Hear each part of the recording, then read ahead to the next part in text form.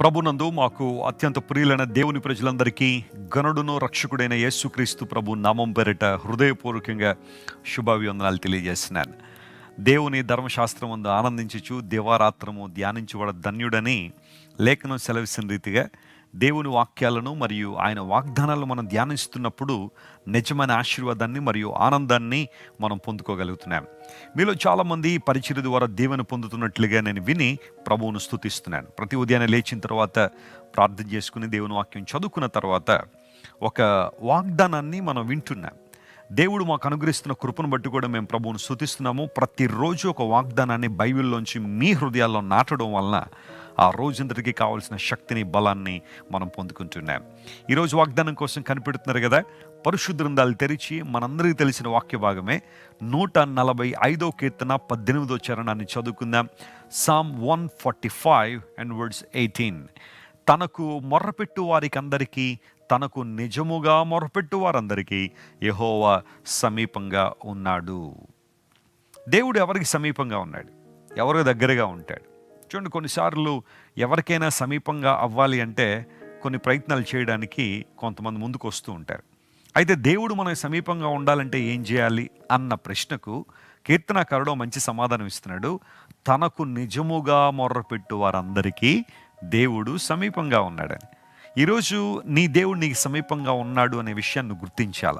చాలాసార్లు ఏదన్నా ఒక నింద మన మీద పడగానే, ఒక అవమానం కలుగు చేయడానికి ప్రయత్నం చేస్తారనే మాట మనకు వినబడగానే, లేదా కష్టం, ఇబ్బంది, మనం అనుకోని కార్యం ఏదో మన జీవితంలో జరుగుతున్నప్పుడు దేవుడు దూరం అయిపోయాడేమో, ఆయన లేడనైతే అనంగానే ఆయన దూరం అయిపోయాడులేండి అని అనుకుంటారు చాలామంది. కానీ దేవుడు అలాంటివాడు కాదు. నీ కష్టాల్లోనే, నీ ఇబ్బందుల్లోనే నీకు మరింత దగ్గరగా వచ్చేవాడు ఆయన. ఎందుకోసం అంటే ఆయన నిన్ను పేరు పెట్టి పిలుచుకున్నాడు, తన రక్తం పోసి నిన్ను కడిగాడు, తన రక్తంతో నిన్ను కొనుక్కున్నాడు, ఆయన తన మహిమార్థమే నేను వాడుకుంటున్నాడు. కాబట్టి నీ జీవితంలో ప్రతికూలతలు వచ్చినప్పుడు, కష్టం వచ్చినప్పుడు ఎవ్వరూ దగ్గరికి రాలేనంతగా దేవుడు నీకు దగ్గరగా వస్తాడు. నా జీవితంలో అనేకసార్లు ఈ విషయం రుజువుపరచబడింది. ఆయన సన్నిధిలో మొరపెట్టినప్పుడు, వినమ్రతతో వేడుకున్నప్పుడు దేవుడు అనేకసార్లు నాకు సమీపంగా వచ్చారు, మేలు చేసి నన్ను ఆనందపరిచారు, సంతృప్తిపరిచారు, తన ప్రణాళికలు నా జీవితంలో నెరవేర్చారు. ఈరోజు నీ జీవితంలో కూడా దేవుడు అలాంటి అద్భుతం చేయడానికి ఇష్టపడుతున్నాడు. నువ్వు చేయాల్సింది ఏంటంటే నిజముగా మొర్రపెట్టాలి. నిజముగా అనే మాట ఎందుకు వాడాడు అంటే, చాలామంది ప్రపంచంలో దేవునికి మొర్రపెడుతున్నారు కానీ నిజంగా మొర్రపెట్టట్లేదు. అలవాటుగా ప్రార్థన చేసేవాళ్ళు కొంతమంది ఉంటారు, తప్పుడు విధానాలతో, తప్పుడు ఉద్దేశాలతో ప్రార్థన చేసేవాళ్ళు ఉంటారు. చాలా రకాలైన ప్రార్థనలు ప్రపంచంలో ఉన్నాయి. కానీ యథార్థమైన ప్రార్థన, నిజముగా మొర్రపెట్టే అనుభవం మనలో ఉన్నప్పుడే దేవుడు మనకు సమీపంగా ఉంటాడు. యేసుప్రభువు వారి లోకంలో ఉన్నప్పుడు ఆయన ఒక ఉపమానాన్ని చెప్పారు. విసుగక మనందరం ప్రార్థన చేయాలన్న వర్తమానాన్ని చెబుతూ ఒక ఉపమానం చెప్పి, ఒక ప్రాంతంలో ఒక న్యాయాధిపతి ఉన్నాడు. అతడు ఎవ్వరి మాట వినేవాడు కాదు, దేవునికి లోబడలేదు, మనుషుల్ని పట్టించుకునేవాడు కాదు. అయితే ఒక విధవరాలు తనకు న్యాయం జరగాలని చెప్పి అతని దగ్గర రావడం ప్రారంభించింది. పట్టించుకోవట్లేదు. అయినా ఈమె చాలా పట్టుదలగా పదే పదే అతను న్యాయం తీర్చమని అడుగుతున్నప్పుడు ఒకరోజు ఇలా అనుకున్నాడట, నేను ఎవరికి భయపడలేదు, దేవుడికి కూడా భయపడిన, కానీ ఈమె పదే పదే నా దగ్గరికి వస్తుంది కాబట్టి ఈమెకి నేను న్యాయం తీర్చి పంపించాలి అని నిర్ణయించుకున్నాడట. యేసు ప్రభువారు ఆ విషయాన్ని ప్రస్తావిస్తూ, ఆ భయంకరమైన మనస్తత్వం కలిగిన న్యాయాధిపతే పదే పదే అడగడం ద్వారా మేలు చేస్తే, మీ దేవుడు ఇంకెంత గొప్పవాడు, ఆయన ప్రేమగలవాడు, కృపగలవాడు, వాత్సల్యం కలిగినవాడు, ఆయన కఠినాత్ముడైతే కాదు.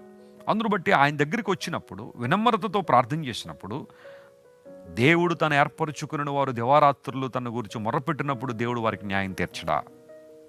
ఎంత చక్కని మాట అది. దివారాత్రం దేవుని సొల్లో మొర్రపెట్టినప్పుడు ఆయన ఖచ్చితంగా తన కార్యం జరిగిస్తారు. ఆయన తన మహిమను వెల్లడి చేస్తారు. ఈరోజు ఏ సమస్యతో బాధపడుతున్నావు, ఏ అక్కర నిన్ను వెనుకకు లాగిస్తుంది, ఏ ఇబ్బంది నీకు మనశ్శాంతిని దూరం చేస్తుంది, పరిశీలించేయి. దేవుని సన్నిధికి రా. మనుషుల దగ్గర పరిగెత్తక మునిపే, రాజుల దగ్గర పరిగెత్తక మునిపే, అధికారుల దగ్గర పరిగెత్తక మునిపే సర్వాధికారి అని దేవుడి దగ్గరికి రా.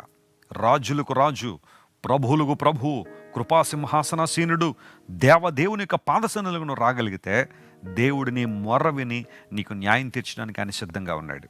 నిజముగా మొర్రపెట్టు వారికి దేవుడు సమీపంగా ఉన్నాడు. హన్నా దేవుని సన్నిధిలోనికి వచ్చి నిజముగా మొర్రపెట్టింది, హృదయాన్ని కృమ్మరించింది. హన్నా తనకున్న సమస్య మనందరికీ తెలుసు. బిడ్డలు లేరనే ఆ సమస్యతో దేవుని సన్నిధికి వచ్చింది. ఒక ప్రక్కన తనకు బిడ్డలు లేరనే ఒక బాధ, మరొక ప్రక్కన తన యొక్క వైరి భయంకరంగా ఆమెను వేధిస్తున్న ఆ పరిస్థితి, విసిగిస్తున్న ఆ పరిస్థితి మనం చూస్తున్నాం. అలాంటి సందర్భంలో హన్నా దేవుని సన్నిధికి వచ్చి హృదయపూర్వకంగా ప్రార్థన చేసింది. ఆమె దేవుని సన్నిధిలో తన హృదయాన్ని క్రొమ్మరిస్తుంటే ప్రక్కనున్న దైవజనుడు కూడా ఆమె బాధను అర్థం చేసుకోలేకపోయాడు. కానీ దేవుడు తన బాధను అర్థం చేసుకున్నాడు. హన్నాను సంతృప్తిపరిచాడు, కుమారుని ఇచ్చాడు. ప్రవక్తగా దేవుడు ఆ కుమారుని అభిషేకించాడు. ఎంత గొప్ప దేవుడు మనం కలిగి ఉన్నాం. నువ్వు అడుగుతున్నది ఎంతే కావచ్చు, కానీ దేవుడు నువ్వు అనుకున్న దానికన్నా ఎక్కువగా దయచేయగలడు ఆయన. ఎందుకంటే ఆయన సామర్థ్యం కలిగిన వాడని, అడుగు వాటన్నిటికంటేనూ ఊహించు వాటన్నిటికంటేనూ అత్యధికంగా చేయగల శక్తిగల దేవుడని లేఖనాలు సెలవిస్తున్నాయి. ఈరోజు ఏ సమస్యను బట్టి అయినా కృంగిపోవద్దు. ధైర్యంతో దేవుని వైపు చూడు. ప్రభువు నీ పట్ల అద్భుతం చేయడానికి ఇష్టపడుతున్నాడు. ఆయన నీకు సమీపంగా ఉన్నాడు. ఎమాన్యుయల్ అనే మాటకు దేవుడు మనకు తోడు అని అర్థం. ఆయన మనకు సమీపంగా ఉండాలని ఈ లోకాన్ని దిగి వచ్చి మనందరి నిమిత్తం శిలువలో మరణించి తన ప్రేమను వెల్లడి చేశారు. తన యొక్క కృపను మన పట్ల కృమ్మరించారు. తన వాత్సల్యతను మన పట్ల కనుపరిచారు. అలాంటి గొప్ప దేవుని పాద సన్నిధిలో యథార్థంగా ప్రార్థిద్దాం, యథార్థంగానే వెంబడిద్దాం, విశ్వాసంలో ముందుకు సాగిపోదాం. మరిన్ని గొప్ప కార్యాలు, ఆశ్చర్య కార్యాలు, అద్భుత కార్యాలు మనం పొందుకుందాం. కళ్ళు మూసుకోండి, ప్రార్థన. మా ప్రేమగల తండ్రి, గొప్ప దేవానికి స్తోత్రాలు. ఈరోజు మీరు మాకు ఇచ్చిన వాగ్దానాన్ని బట్టి నీకు స్తోత్రాలు. మా మొరను ఆలకించే దేవుడు నాయన, నిజముగా మొరపెట్టినప్పుడు మాకు సమీపంగా ఉన్న దేవుడు కనుక నీకు స్తోత్రాలు. ఈరోజు మా ప్రియులు ఎంతమంది అయితే నిజంగా నీ సన్నిధిలో మొరపెడుతున్నారు, యథార్థమైన హృదయంతో నిష్కల్మషమైన మనస్సాక్షితో నీ సన్నిధిలో ప్రార్థన చేస్తున్నారు, వారందరినీ మీరు ముట్టండి, లేవనెత్తండి, బలపరచండి. వారి చేయి పట్టి లేవనెత్తండి, బలమనే కార్యాలు జరిగించండి. మహాకాశములు పట్ట జాలనంత గొప్ప దేవుడు నాయన, నీ కృపను వారి మీద కురుమరించి మేలుతో నింపండి. ఘనత, మహిమ, ప్రభావం నీకు మాత్రమే ఆరోపిస్తూ యేసుక్రీస్తు నామం పేరిట అడిగి వేడుకొనిచున్నాం తండ్రి. Amen, amen. God bless you, dear friends. Have a wonderful day.